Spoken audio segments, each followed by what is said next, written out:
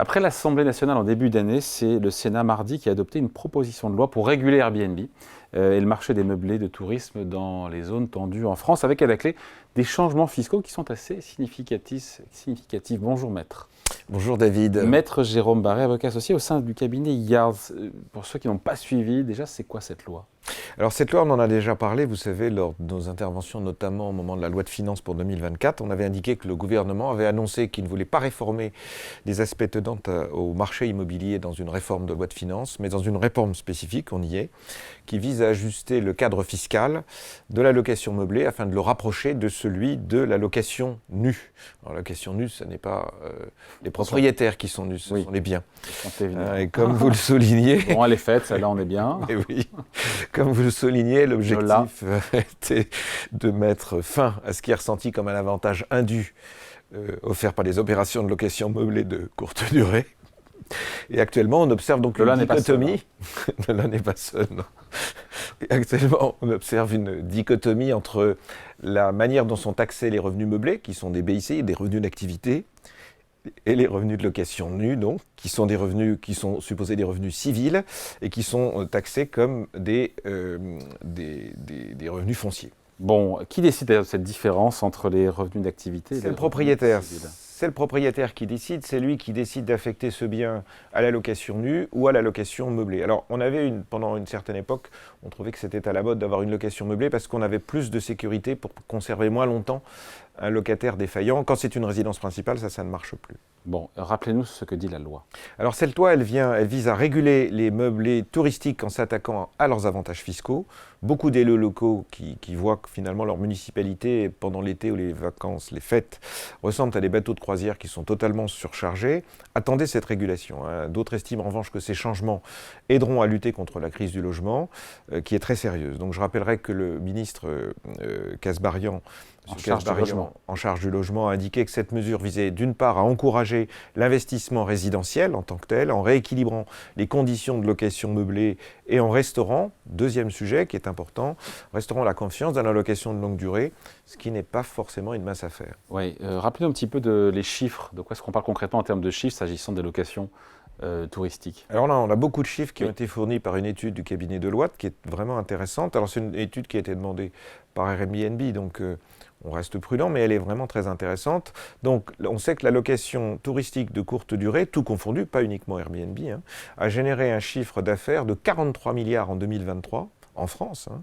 et chaque voyageur a dépensé environ 99 € par jour pour un total de 44 millions de visiteurs en France. Toujours d'après Deloitte, les dépenses des touristes ont rapporté 21 milliards, presque 22 milliards aux propriétaires, commerçants, transports et restaurants, tout mélangé. Ouais. Les restaurateurs sont les principaux bénéficiaires, puisque l'effet Airbnb leur permet d'avoir engrangé 4,4 milliards et demi de dépenses qui ont été captées. Et Bercy également a profité de cette manne avec 4,9 milliards, presque 5 milliards de taxes collectées. D'où d'ailleurs ces 5 milliards ? Effectivement, on peut les ventiler. Il y a d'abord 4 milliards de TVA, CSG, contributions sociales, issues des fiches de paie, donc une ressource indirecte, des fiches de paie, des 360 000 emplois qui proviennent de cette filière. Également, filière restauration, transport à nouveau, oui. etc. 280 millions d'euros qui viennent de taxes de séjour qui sont collectées par Airbnb, ce qui n'est pas neutre, dans les rééquilibrages, vous le savez, de taxes d'habitation et taxes foncières, donc collectées par Airbnb et ses concurrents. Enfin, les propriétaires eux-mêmes... Il y a l'impôt sur le revenu, bien sûr. Effectivement, presque 600 millions d'euros d'impôt sur le revenu. Et donc, 600 combien 600 millions. Ouais, c'est cela. Et en fait, ce sujet, il a été amélioré parce que grâce aux échanges automatiques, on revient aussi sur tous ces aspects d'information et de données dont nous avons abondamment parlé ces dernières semaines. Le fisc donc a considérablement amélioré son score. Et puis il y a l'effet JO, évidemment, qui va booster tout ça. Et oui, on attend, c'est Airbnb qui dit ça, attend environ 500 000 visiteurs pendant les JO, parce que Paris, en fait, est le premier marché mondial après les États-Unis, ce qui est quand même intéressant de savoir. Et Airbnb est présent dans plus de 24 000 communes, dont 75% sont dépourvues d'hôtels. Vous savez, ça c'est pour répondre à la question de la concurrence avec le marché hôtelier. Pour terminer ces chiffres, les territoires ruraux aussi seraient bénéficiaires pour 7,7 milliards en termes d'impact économique. Hors les centres urbains, ça représenterait en fait 50 millions d'euros de taxes de séjour et 68 000 emplois. Donc c'est un véritable enjeu puisque 173 millions de nuitées ont été réservées en France en 2023 dans des hébergements de courte durée. Bon, on revient à la loi. Qu'est-ce qu'elle dit sur les aspects, d'abord, autres que fiscaux? Après, on parle de la fiscalité. Alors effectivement, il y a deux aspects. Il y a un aspect non fiscal et un aspect fiscal. Sur l'aspect non fiscal, on prévoit un renforcement de la réglementation en matière de location saisonnière. On veut contraindre les propriétaires à s'enregistrer avant le 1er janvier 2026 via un téléservice. Ça permettra aux communes de disposer d'informations qui sont fiables pour mieux les contrôler. Et ça nous ramène, vous vous souvenez également, aux déclarations annuelles que l'on fait en disant qui occupe le bien. Ouais. Donc ça, c'est quelque chose qui est convergent. Ensuite, les élus municipaux vont pouvoir réduire le délai autorisé de 120 à 90 jours, le cas échéant, la possibilité d'utiliser un bien dans sa location.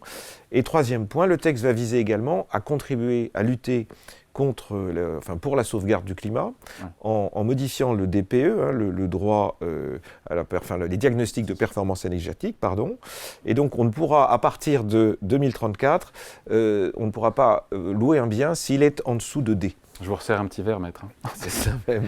Plus sérieusement, sur le plan fiscal. Et là, c'est les clous du spectacle, écoutez-nous bien. Là. C'est le plus emblématique. Donc, pour les meublés de 3 catégories, donc pour les meublés de tourisme non classés, l'abattement sera réduit à 30% avec un seuil de 23 000, identique à celui des locations meublées non professionnelles. Pour les meublés de tourisme classés, l'abattement serait de 50% dans la limite de 77 700 pour maintenir l'effet incitatif du classement. Et tout ça, et la troisième sujet, c'est la location meublée classique de chambre d'hôte, l'abattement à nouveau 50% et 70 700 euros. Donc ce texte devrait être applicable non pas cette année, mais à partir du 1er janvier 2025. Donc conclusion, on finit là-dessus, c'est moins bon pour les propriétaires. C'est moins bon pour les propriétaires. Mais c'est moins pire que ce qu'on a pu imaginer. C'est beaucoup moins mal que ce que l'on pouvait imaginer. Pour autant, je pense que c'est un faux problème. Est-ce que ça va résoudre la question et de la confiance et de réorienter des propriétaires vers la location de longue durée? Oui. Pas certain. Bon. Pas certain, augmentation de la valeur de l'immobilier, risque de crédit, crise du crédit, hausse des taux, difficulté d'obtenir des crédits, renforcement des conditions d'allocation de cette dette, normes de construction de plus en plus strictes, ça c'est un vrai sujet, perte de confiance des bailleurs vis-à-vis des locataires, et un taux de taxation élevé quand même des résidences, en cas de cession des résidences, de ces résidences, de plus de 39%. Et enfin, céder un bien pour le changer ou changer son affectation par un nouveau propriétaire, c'est plus de 30 ans d'attente pour que la plus-value soit purgée. Bon, voilà. Après, le Sénat, maintenant, il y aura une CMP, une commission mixte paritaire. Oui. Tout ça devrait être voté peut-être après l'été. Alors, on a une procédure accélérée, je ne sais pas certain. Il y a une procédure accélérée. Ce qu'on peut dire, c'est que la notion de niche fiscale exaspère certains, et que ont déjà dit que M. Yann Brossat, je crois, ont déjà dit qu'ils attendaient ce projet au tournant pour pouvoir en parler. Donc, on a une tendance aujourd'hui, mais on ne sait pas ce qu'elle donnera à la fin. Avec une implication janvier 2025. Janvier 2025, donc on a encore même un peu de temps. Allez, merci beaucoup. Explication signée Maître Jérôme Barré, avocat associé au sein du cabinet Yards. Merci, Maître. Merci, David.